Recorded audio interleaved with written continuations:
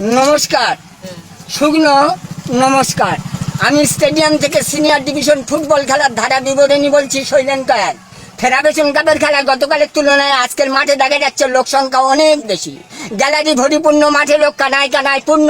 হই হই কাণ্ড, রই রই ব্যাপার, লোকে লোকারণ্য, জনমানব শূন্য। বল খেলা আরম্ভ হচ্ছে।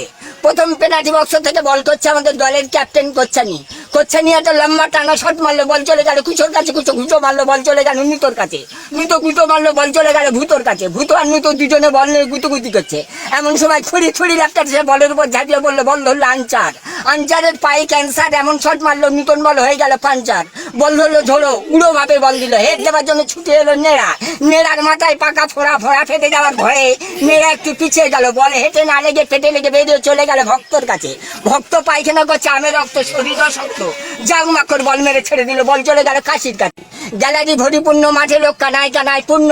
হই হই কাণ্ড, রই রই ব্যাপার, লোকে লোকারণ্য, জনমানব শূন্য। বল খেলা আরম্ভ হচ্ছে। প্রথম পেনাল্টি বক্স থেকে বল করছে আমাদের দলের ক্যাপ্টেন কোচ্ছানি একটা লম্বা টানা শট মারলো, বল চলে গেল কুচোর কাছে, কুচো মারলো, বল চলে গেল মিতোর কাছে। কুটো মারলো, বল চলে গেল ভূতোর কাছে। ভূতো আর মিতো দুজনে বল নিয়ে গুতুগুতি করছে।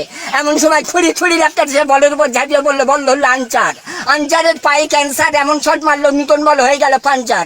বল ধরলো ঝোড়ো, উড়ো ভাবে বল দিল। হেড দেওয়ার জন্য ছুটে এলো নেড়ার